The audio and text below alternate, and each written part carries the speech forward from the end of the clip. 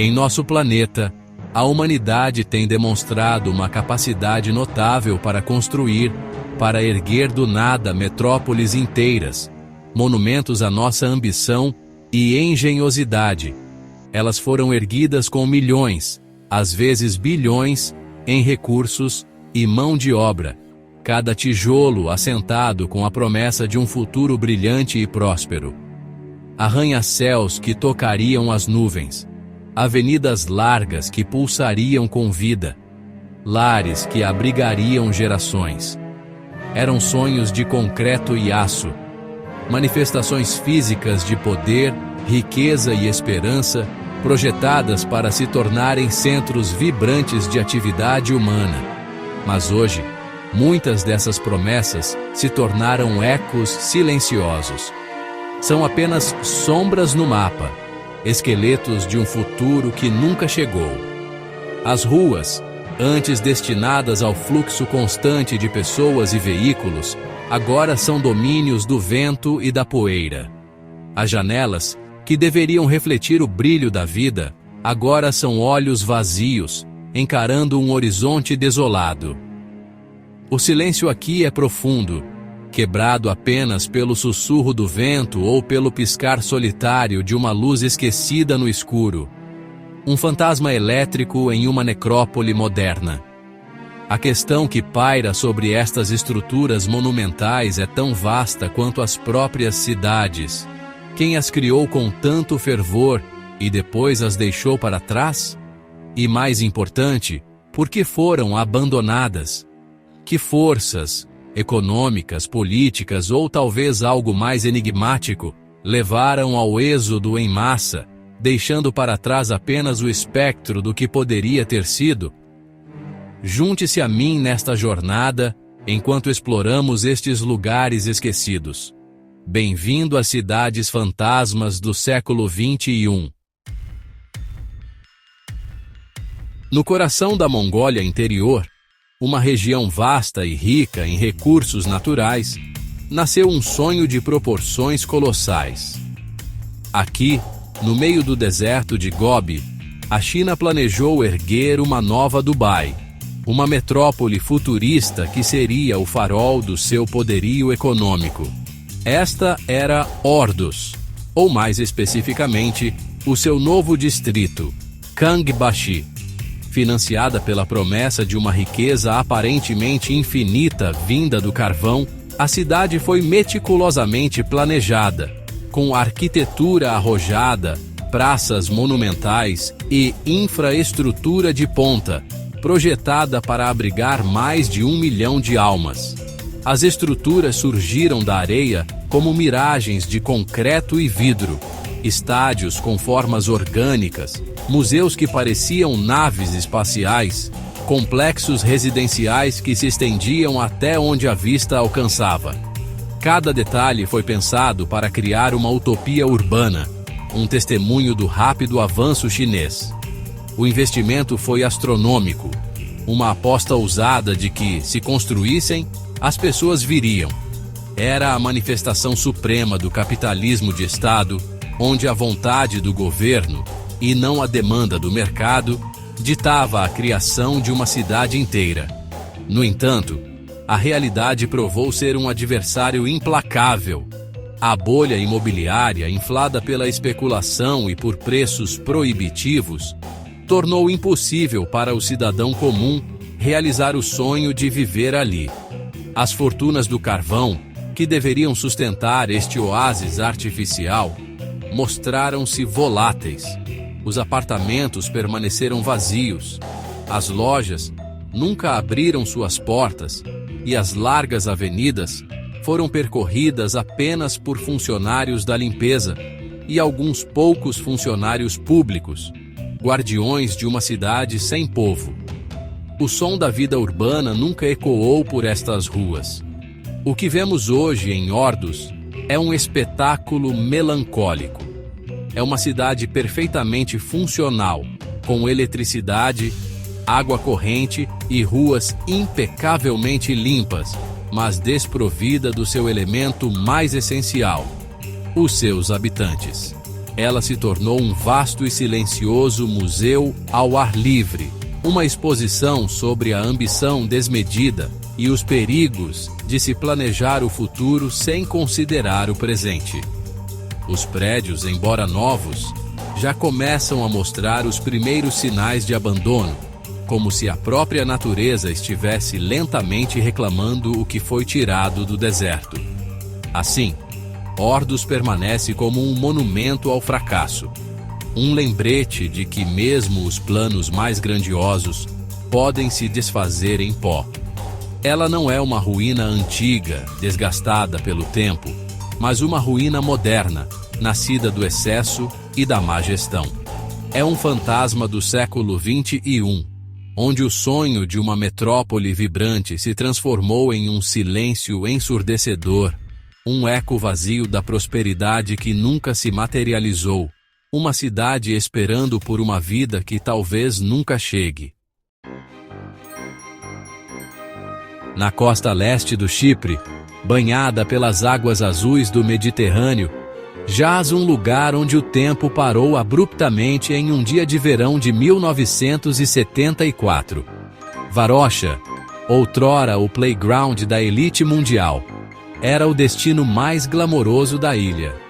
Suas praias douradas eram frequentadas por celebridades como Elizabeth Taylor e Brigitte Bardot. Seus hotéis de luxo e arranha-céus modernos representavam o auge do turismo e da prosperidade. A vida aqui era um carrossel de sol, luxo e alegria. Tudo mudou com a invasão turca do Chipre. Em meio ao caos do conflito, os 40 mil habitantes de Varosha fugiram, deixando tudo para trás, acreditando que voltariam em poucos dias. Mas os dias se transformaram em semanas, e as semanas em décadas.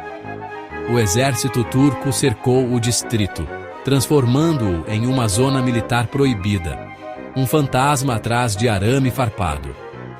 As portas que foram fechadas às pressas nunca mais foram abertas. O paraíso foi perdido, congelado em um instante de pânico. Hoje, Varosha é uma cápsula do tempo em decomposição. Atrás das cercas, a vida como era em 1974 permanece em um estado de suspensão fantasmagórica. Concessionárias de automóveis ainda exibem carros novos daquele ano, agora enferrujados e cobertos de poeira. As vitrines das lojas mostram as modas da década de 70, desbotadas pelo sol inclemente. Dentro das casas, mesas ainda estão postas para refeições que nunca foram comidas, e roupas permanecem penduradas nos armários, esperando por seus donos que nunca retornaram. A natureza, indiferente aos conflitos humanos, começou a sua lenta reconquista. As ruas estão rachadas, com árvores e arbustos crescendo através do asfalto. Tartarugas marinhas, sem a perturbação humana, voltaram a fazer ninhos nas praias desertas. Os edifícios, antes símbolos de modernidade, agora se desfazem, suas estruturas corroídas pelo sal e pelo tempo. Varosha se tornou um ecossistema único, um santuário acidental onde a vida selvagem prospera, em meio às ruínas da civilização. Visitar a fronteira de Varosha é como olhar para um sonho que se tornou um pesadelo. É um testemunho silencioso e poderoso da fragilidade da paz e das cicatrizes duradouras da guerra. É um lugar onde nem o tempo ousa entrar, um limbo assombrado pelas memórias de uma vida interrompida. Cada janela quebrada, cada parede descascada conta uma história de perda e exílio. Um lembrete sombrio de como, em um piscar de olhos, um paraíso vibrante pode se transformar em um eterno silêncio. Nas colinas da Pensilvânia, existe uma cidade que esconde um segredo terrível sob seus pés. Centralia já foi uma próspera comunidade de mineração de carvão, um lugar típico da América trabalhadora, com casas, igrejas e uma comunidade unida. A vida girava em torno do trabalho árduo nas minas que garantiam o sustento de suas famílias. Mas em 1962, um evento aparentemente trivial selou o seu destino e acendeu um fogo que arde até hoje. Um incêndio que simplesmente não pode ser extinto. Tudo começou quando bombeiros voluntários atearam fogo a um aterro sanitário para limpá-lo, uma prática comum na época. Sem que soubessem, o aterro estava localizado sobre uma mina de antracito abandonada. As chamas se infiltraram por uma abertura não selada e alcançaram as ricas veias de carvão que se estendiam por quilômetros sob a cidade. O fogo subterrâneo começou a se espalhar lentamente, como um monstro invisível, consumindo as entranhas da terra. Por anos, os moradores tentaram ignorar o perigo crescente, mas os sinais se tornaram impossíveis de negar. Fumaça e gases tóxicos, como o monóxido de carbono, começaram a emanar de fissuras no solo. O chão em alguns quintais tornou-se perigosamente quente e as árvores começaram a morrer. O ponto de virada ocorreu em 1981, quando um buraco de mais de 45 metros de profundidade se abriu subitamente sob os pés de um menino de 12 anos, que foi salvo por pouco. O perigo não era mais uma abstração, era real e mortal. O governo federal interveio, oferecendo a realocação de todos os residentes. A maioria aceitou, e Centralia foi sistematicamente demolida. Casas foram derrubadas, ruas foram abandonadas, e a cidade foi lentamente apagada do mapa. Hoje, restam apenas algumas ruas, um cemitério e um punhado de residentes que se recusaram a sair, vivendo em desafio ao fogo que arde abaixo deles. A rodovia 61, que passava pela cidade, foi permanentemente fechada e redirecionada. Sua superfície antiga agora é uma tela rachada e coberta de grafites, conhecida como Graffiti Highway. Centralia é um lugar de uma beleza estranha e assustadora. A fumaça que sobe do solo em dias frios dá à paisagem uma aparência etérea e infernal. É um lembrete visceral de que há forças da natureza que, uma vez despertadas, estão além do nosso controle. Debaixo de Centralia, o inferno ainda respira, um incêndio que os especialistas acreditam que pode continuar a arder por mais 250 anos. É uma cidade fantasma única, não abandonada por colapso econômico, mas evacuada por um desastre em câmera lenta que a consome de dentro para fora. Retornamos à Mongólia Interior, ao distrito de Kangbashi, a cidade irmã de Ordos, mas com uma aura ainda mais enigmática. Se Ordos é um monumento ao fracasso econômico, Kangbashi parece algo diferente, algo mais deliberado e inquietante. Construída do zero com uma precisão geométrica e uma arquitetura que beira o surreal, a cidade parece menos um lugar para se viver e mais um cenário grandioso, um palco colossal esperando por atores que ainda não chegaram, ou talvez por um público que não somos nós. Caminhar por Kangbashi é uma experiência desconcertante.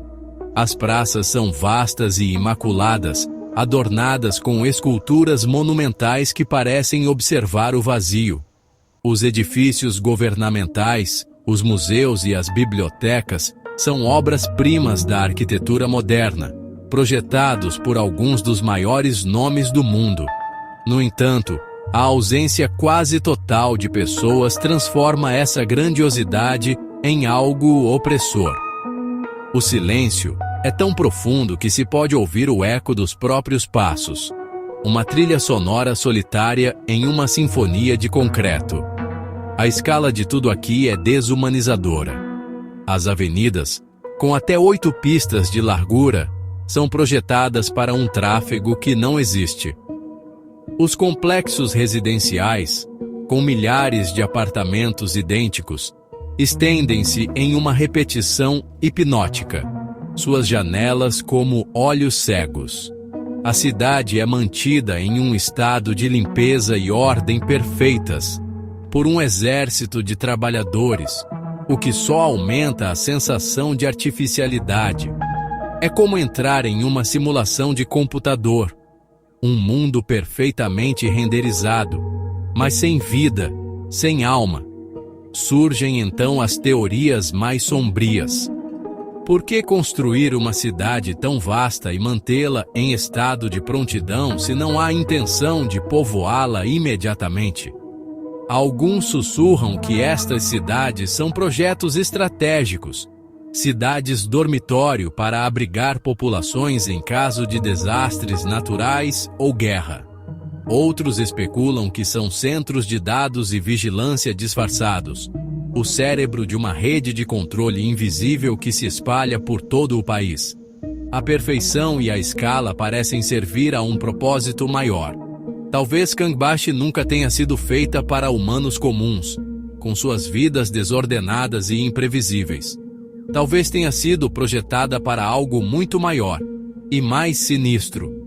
Um teste em escala real de planejamento urbano, um laboratório para novas formas de controle social, ou talvez a sede de um poder que opera nas sombras. Ela permanece ali, um quebra-cabeça de concreto e vidro no meio do deserto, um palco vazio cujo verdadeiro drama ainda está para ser revelado, um mistério silencioso que nos observa de volta. Além das cidades fantasmas que conhecemos, cujas histórias de abandono são públicas, existem outros lugares, muito mais secretos. São as cidades fechadas, enclaves que não aparecem na maioria dos mapas, protegidos por cercas, guardas armados e um véu de sigilo governamental. Durante a Guerra Fria, a União Soviética construiu dezenas dessas cidades, conhecidas como Zatos, para abrigar seus programas nucleares, químicos e espaciais. Eram mundos à parte, com nomes codificados como Arzamas 16 ou Chelyabinsk 70. Nesses lugares, a vida era um paradoxo. Os residentes, cientistas e suas famílias desfrutavam de um padrão de vida muito superior ao do resto do país, com acesso a bens e serviços escassos. Em troca, eles renunciavam à sua liberdade. Ninguém entrava e ninguém saía sem permissão. O contato com o mundo exterior era estritamente controlado, e o trabalho que realizavam era um segredo de Estado da mais alta importância. Eram cidadãos de um país invisível, vivendo em gaiolas douradas. Muitas dessas cidades ainda existem na Rússia de hoje, embora o nível de sigilo tenha diminuído em alguns casos. Lugares como Sarov, a antiga Arzamas 16, ainda são o coração do programa nuclear russo. Mas o conceito não é exclusivo da Rússia. Os Estados Unidos também têm seus próprios enclaves secretos. Locais como a Área 51 em Nevada são famosos, mas existem outros, como o Dugway Proving Ground, em Utah, uma cidade autossuficiente onde o exército testa armas químicas e biológicas, um lugar tão vasto e isolado quanto um pequeno país. O que acontece dentro desses muros é matéria de especulação e medo. São laboratórios para as tecnologias mais avançadas e perigosas da humanidade. Aqui, os limites da ciência e da ética são testados longe dos olhos do público. São lugares onde o silêncio não é apenas a ausência de som, mas uma política imposta. O silêncio protege segredos que poderiam mudar o curso da história, ou, em mãos erradas, acabar com ela. A própria existência desses lugares é um lembrete do mundo oculto que opera em paralelo ao nosso. Essas cidades não são fantasmas no sentido de estarem vazias. Pelo contrário, Elas pulsam com uma atividade intensa e secreta, mas são fantasmas em nosso mapa mental do mundo, buracos negros de informação. São lugares onde ninguém entra e ninguém sai sem autorização, onde o silêncio é o único som permitido ao mundo exterior. Elas representam a fronteira final do desconhecido em nosso próprio planeta. Cidades inteiras dedicadas a segredos que talvez nunca devêssemos conhecer. Ao viajarmos por estas paisagens de abandono e sigilo, uma verdade inquietante emerge. Estas cidades, sejam elas monumentos a sonhos desfeitos como Ordos, cápsulas do tempo de conflitos como Varosha, ou laboratórios secretos escondidos do mundo, são espelhos que refletem nossas maiores ambições e nossos mais profundos medos.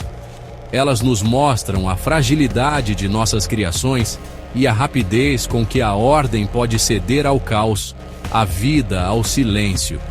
Cada rua vazia, cada janela escura, conta uma história sobre os limites do poder humano e as consequências de nossos atos.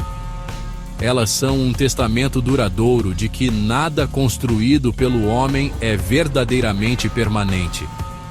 A natureza espera pacientemente para reclamar o que é seu, enquanto os erros de cálculo econômico e as cicatrizes da guerra deixam marcas indeléveis na paisagem. O que essas cidades escondem em suas sombras silenciosas? Apenas erros humanos e arrogância? Ou são palcos de testes secretos, experimentos sociais ou tecnológicos cujos resultados nunca conheceremos? Ou talvez algo muito pior, um prenúncio de um futuro possível para todos nós? A questão final não é sobre elas, mas sobre nós. Ao contemplar estas ruínas modernas, somos forçados a confrontar nossa própria vulnerabilidade.